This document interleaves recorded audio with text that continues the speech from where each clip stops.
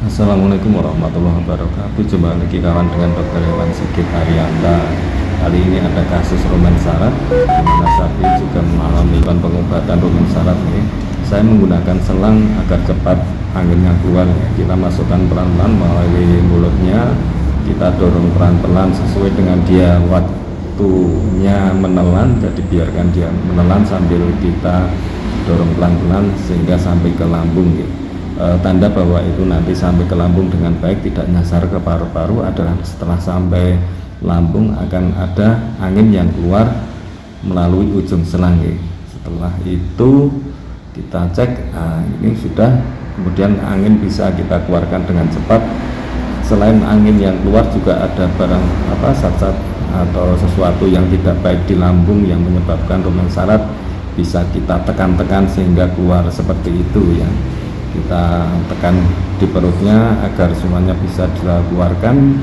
Selain dengan mengeluarkan hal tersebut, bisa lagi kita menggunakan obat-obat peroral atau obat-obat yang kita minumkan, yaitu pertama adalah pencahar untuk mengeluarkan sisa-sisa pakan yang ada di rumen sehingga bisa segera kita keluarkan. Pencahar itu bisa kita cari di apotek, misalnya dengan menggunakan garam Inggris, atau juga bisa menggunakan laktulosa atau barang-barang bahan lain yang bisa menyebabkan pencahar itu berfungsi dengan baik. Selain itu, dengan pemberian obat itu jangan lupa sapi juga harus diberi minum air putih saja ya, tidak bisa jangan menggunakan yang lainnya, harus cukup air putih untuk proses pengobatan bisa berjalan dengan baik.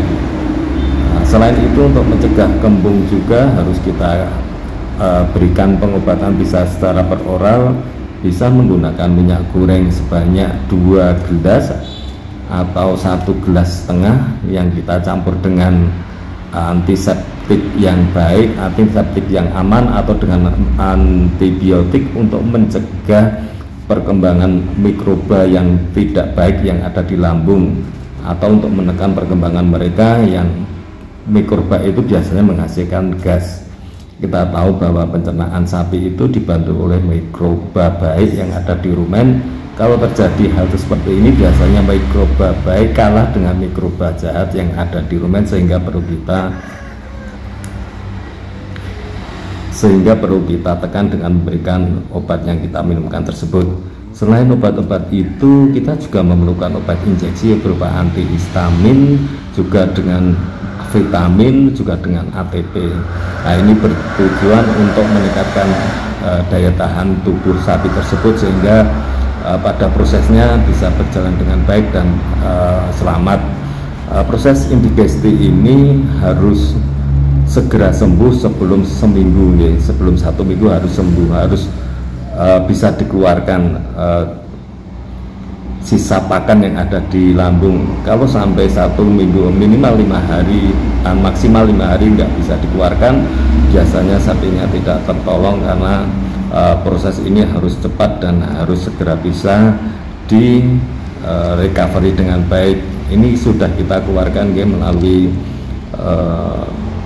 fesesnya yang encer. Biasanya setelah kita kasih urus-urus, biasanya dalam waktu 2 atau 3 hari sapi sudah sembuh ya. Jadi kotoran yang ada di perut sudah bisa dikeluarkan.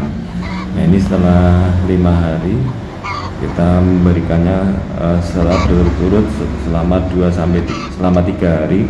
Nah, ini sudah sembuh dan makan dengan baik. Alhamdulillah, semoga ini bermanfaat untuk teman-teman peternak semuanya. Terima kasih. Assalamualaikum warahmatullahi wabarakatuh.